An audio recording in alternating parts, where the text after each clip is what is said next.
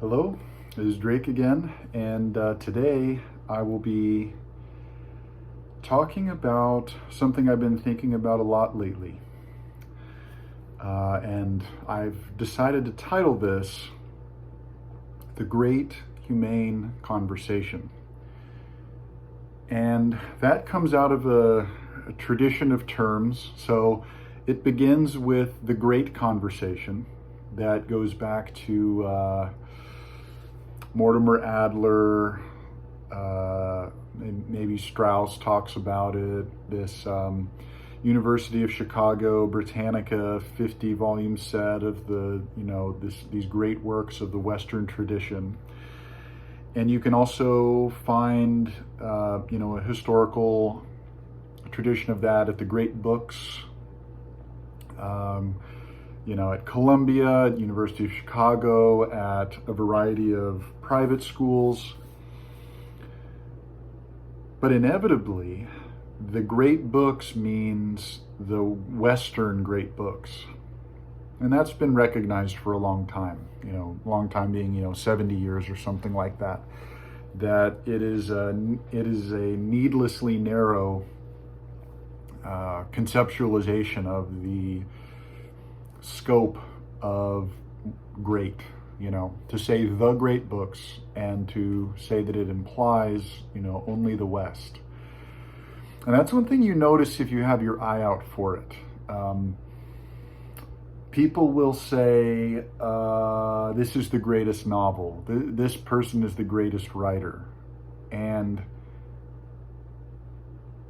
they probably mean in English, but they're just saying it full stop. They're just saying, this is the greatest writer ever. People will say that about Shakespeare.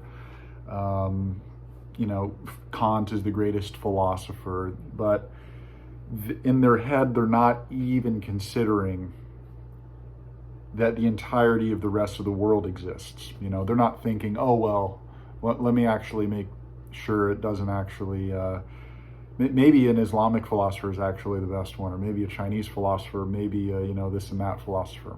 So it began the Great Conversation, okay?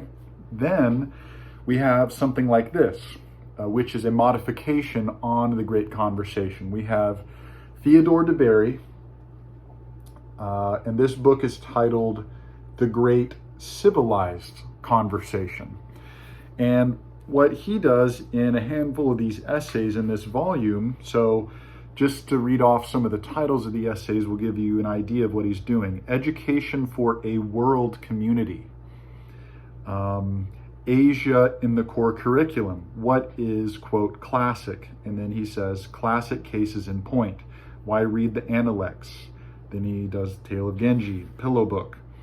And then he goes on to give, quite a few short essays on how Confucianism and Chinese scholars will fit into this great civilized conversation.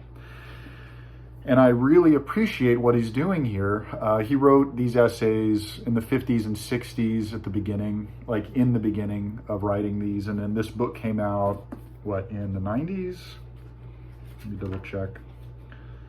2013. Okay, later than I thought. But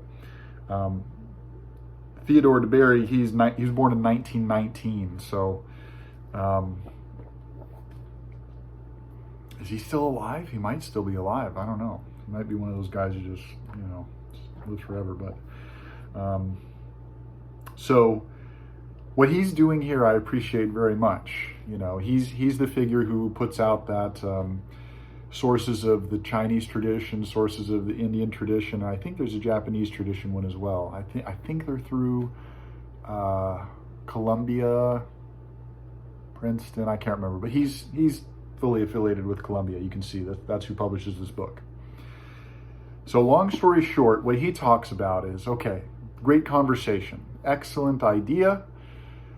It's obviously a step up from, not being aware of anything, not knowing anything about any historical person or period or anything. But we need to extend it. This is a global world. It always was, but it's more evidently so now. the vast majority of the world, like English is the majority language out of any that people speak. And so if I could add on to his argument, I would say, like, if you are an English speaker, you have to have a really good argument for not knowing more about the world than what was originally in English, because so much has been translated.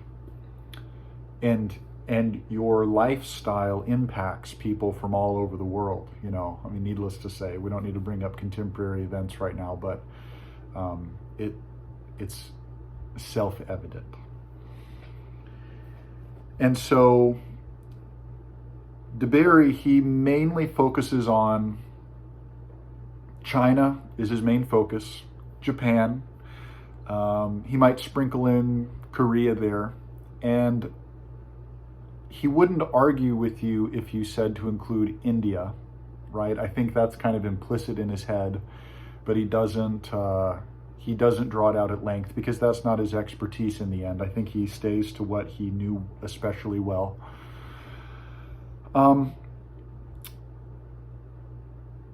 But missing in all of this discussion, and it's also been a recent interest of mine, so that's why I want to extend it, is, of course, Islamic civilization works in the Arabic and Persian languages. Those are rarely talked about in these circles. Now, it's interesting to note that the St. John's, that's this famous, great books, university institute, that when it was first started, of course, it was Western great books only. And then they've included a master's program in Eastern Studies. So that would be Chinese and Japanese mainly, Indian stuff as well. But it seems to be way too, like Japanese seems to have way too big of an influence when you consider the actual, like, historical or traditional classical value of the proportions, let's say. But nonetheless, they have it, and that's excellent. And they just released information that they will have a Middle Eastern studies. So that'll be Byzantine, Hebrew/Jewish, and then Islamic / Arabic. And do they have Persian stuff? I can't remember off the top of my head, but they might. And so it seems to me that it's getting more and more obvious that, okay, like, just a Western one is totally indefensible. Even though that's, like, if you look up great books videos on YouTube, you will only find people stuck in, like, the 1930s. Mostly they're, like, hyper-Christian types. Which is funny because, if you look at the Divine Comedy, Dante has, Avicenna and Averroes with Homer and, Plato and Aristotle. So Dante was more expansive of an intellect than many of these people, I guess. And then obviously, like, Adelard of Bath must have known Arabic. Who else? Grosseteste knew Arabic back in the 1100s in England. So, the Middle Ages in notable ways were maybe a little bit more broad-minded than many people are today. Of course, notable intellects in the Middle Ages, I should say. But it seems that the tide is turning. Okay, we can talk about Islamic civilization and its contributions to humanistic thought, let's say.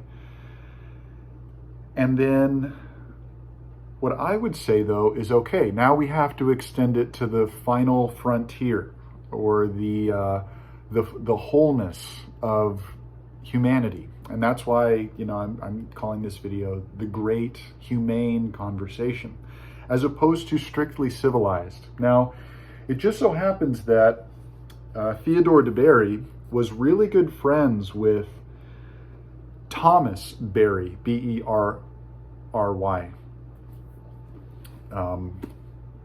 Thomas Berry is a major figure in the kind of ecological sphere, you could say.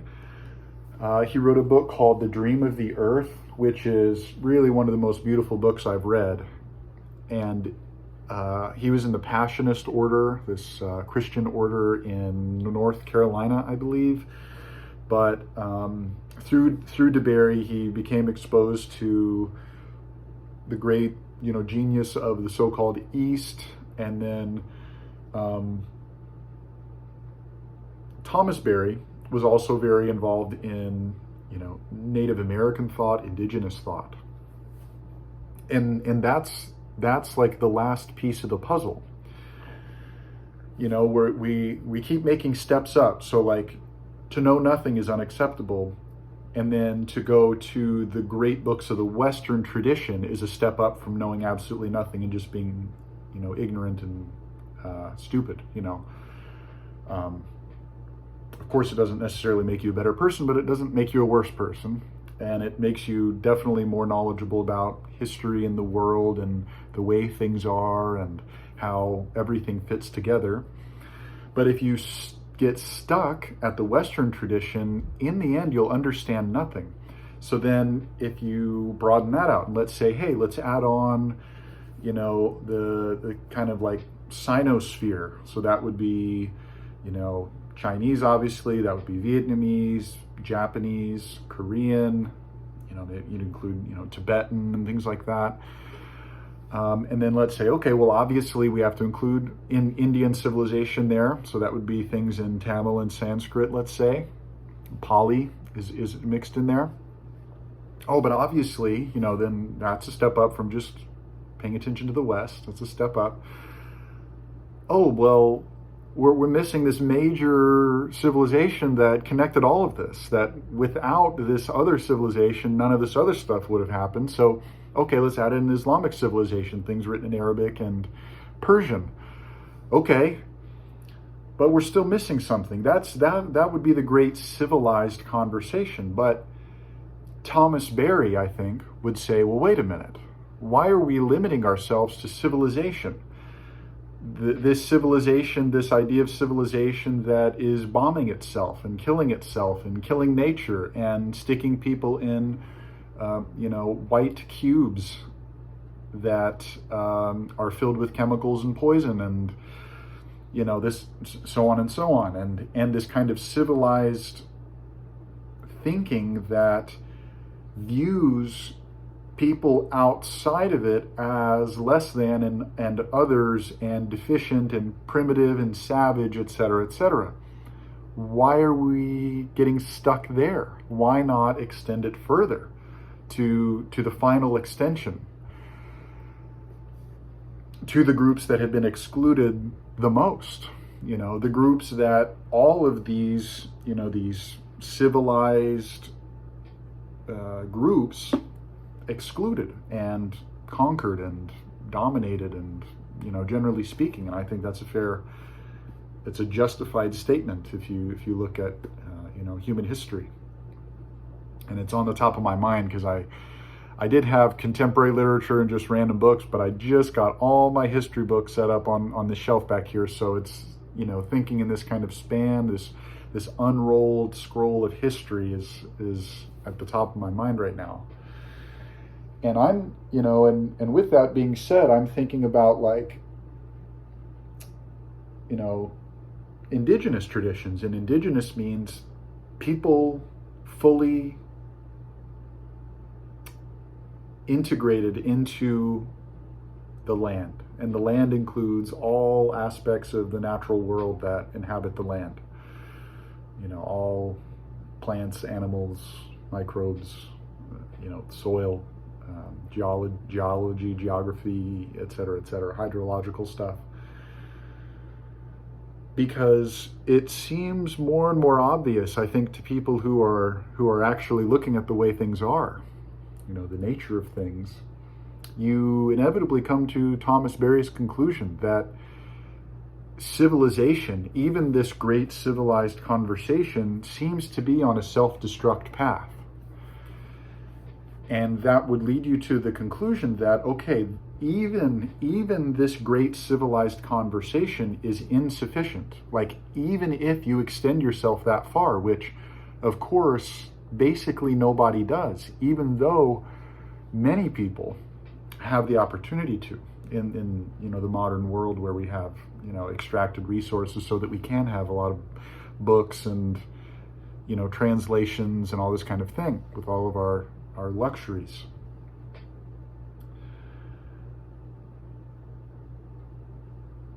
And so what I've been thinking about in my own life then is that, okay, we have the books, we have the connection to the world, like hypothetically I could talk to people all around the world, and in an embodied sense I could actually go and communicate with people who maybe aren't plugged into the internet for a variety of reasons. And I have the ability, and I have the time, and in the end I have the money if I devote the money to it and the time to it. And I just think, like, okay, add on to that we might be living in the most consequential time for the rest of human history when you consider global warming, global heating, and climate change, when you consider the ecosystem destruction that we are enforcing on the earth, when you consider a possible mass extinction that we are again enforcing on the earth, when you consider we've used all the hematite iron ore, no one will be able to get that again, when you consider the fact that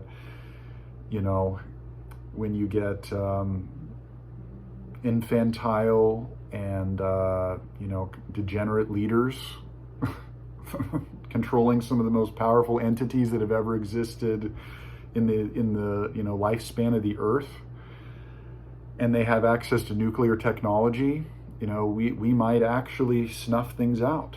And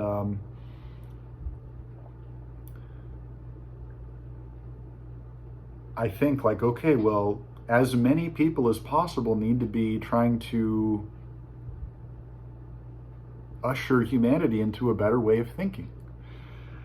Now, it seems obvious there are a few options. There are more than a few options, but the broad categories of options. So you'll see people put their head in the sand, and that's unacceptable. So then what's another option you see people do? Full-on confrontation with power structure. Direct action, generally that would be, left-wing environmentalism. That might be trying to get involved in politics related to that, the IPCC. You might get involved in, progressive political parties. You might get involved in legislation and institutional change and so on and so on. And many people are involved in that. It wouldn't hurt if there were more people involved in that.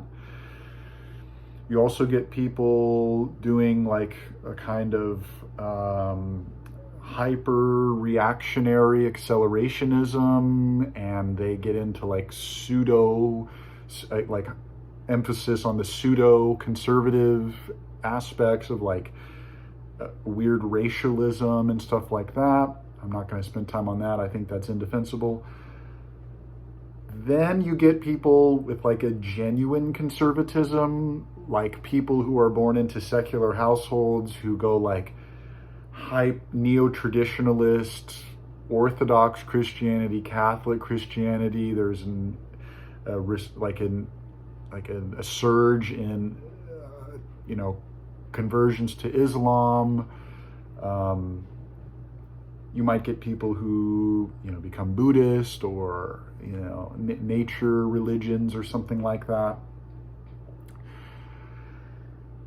And then I think there's another option on top of those, where you have a synthesis of all available thought systems that are accessible today.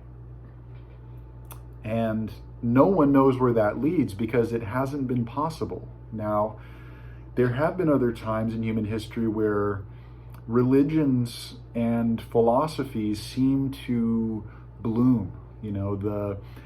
After the previous civilizational collapse, that the 1177 BC, this kind of thing, basically this Eurasian civilization just all collapsed at that time. And then after that, in the Axial Age, you get a bloom of, we'll just go west to east. You have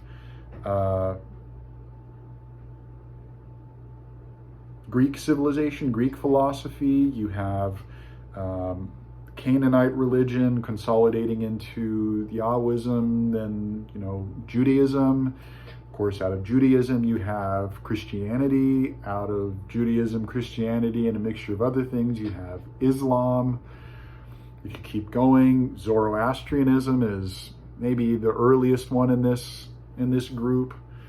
You of course have Greek and Roman mythologies, but those might be older than this civilizational collapse. You have Hinduism probably also precedes it, like the Vedic religion, but you have like a solidification of the Mahabharata and the Upanishads and this kind of thing in this period. Then if you move further, you have Taoism gets more or less codified, and to the extent that it can be, in the Tao Te Ching and the book of Jiangsu. You have Buddhism at this period, almost exactly contemporary with Greek philosophy, with the pre-Socratic, Socratic, Platonists, and so on. And variety of other things I could have mentioned, 100 schools of philosophy in China, and et cetera, et cetera.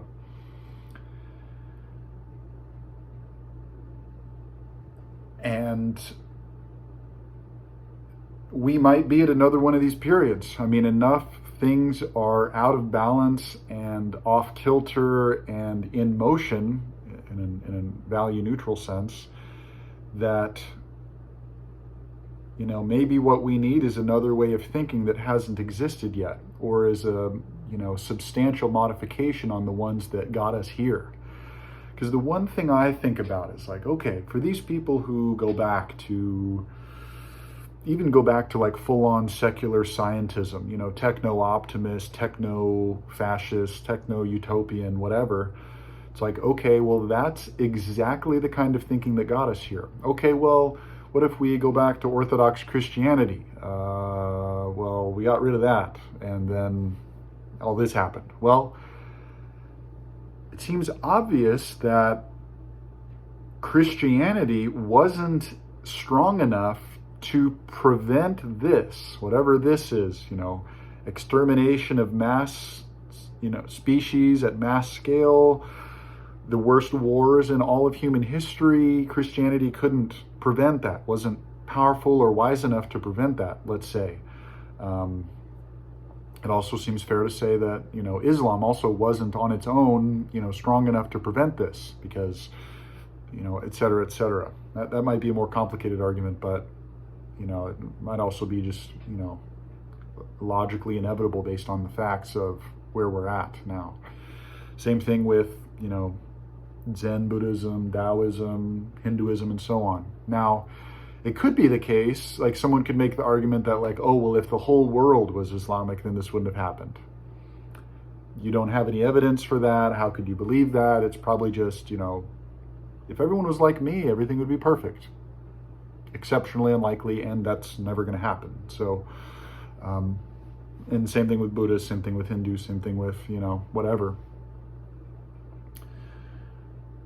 But we know that a category of a way of thinking lasted for 200,000 years,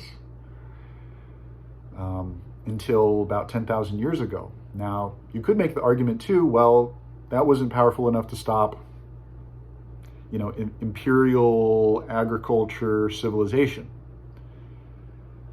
But I don't think that's really what's necessary.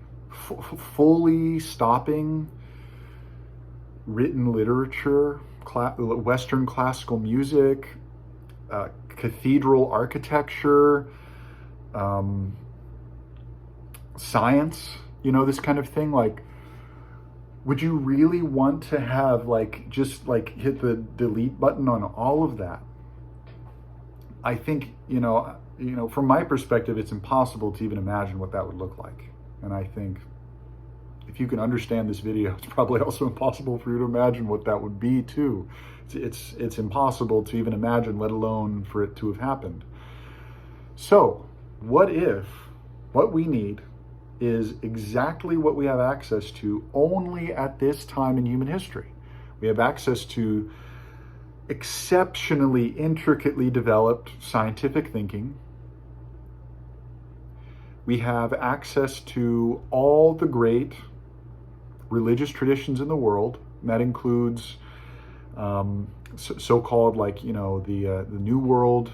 So that would be Mayan, Incan thinking. That would be other civilized religions, let's say.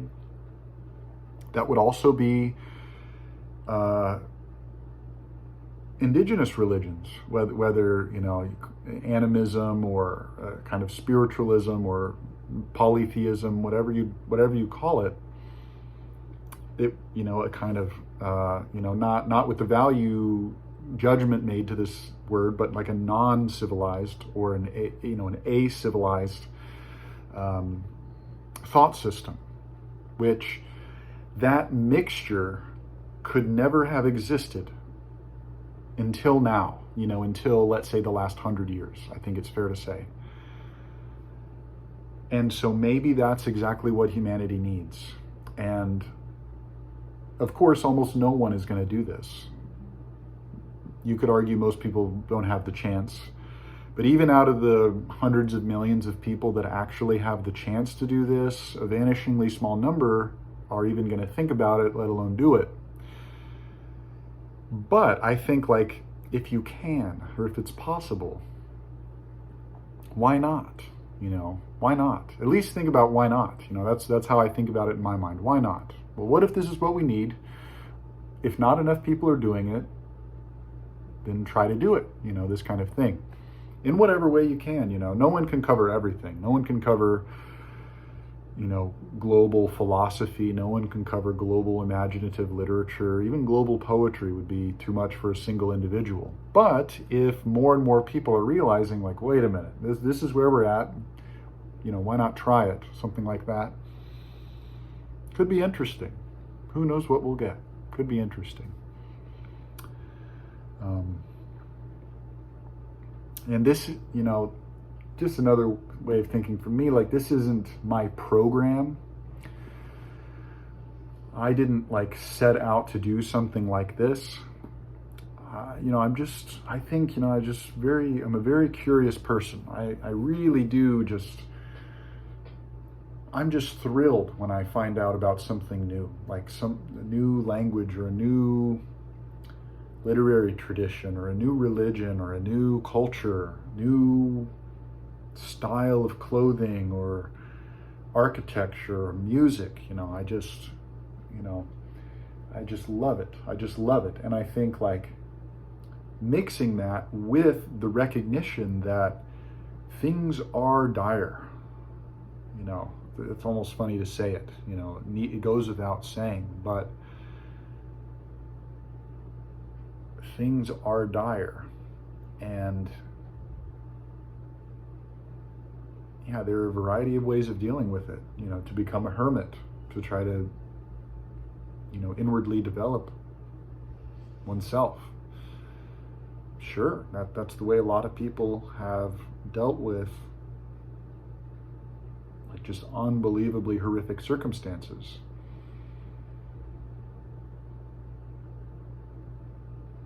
But I think there's a mixture, apart from being, like a total direct action revolutionary, which not all of us are built for. And even if all of us were, if we all did that, what would that be? But I think, for me at least, there's a middle ground. There's, be aware of things, educate yourself. Be aware, I think, is especially necessary. but also work on, inner development. And to me, that means, to be knowledgeable about things that transcend the local moment, to, be in contact with things that are universal and maybe in some sense infinite in that way of being universal. And to me, that is the, kind of poetic, spiritual, philosophical, imaginative strand of communication, of language that we can interact with. So, I don't know. It's what I've been thinking about lately. I don't have any solutions. I don't think there are solutions to this, but it's just an idea, this great humane conversation. I don't think the world would be worse off if we had more people working on this kind of project, which, again, like I said, I'm not necessarily working on, but just something I've been thinking about a lot lately. And I don't, we can't go back. So anyway, I think this video has been long enough. Yeah, let me know what you think. I'm curious. Has anyone else been thinking about stuff like this lately, or is this interesting to anybody? All right, well, that's the gang boss.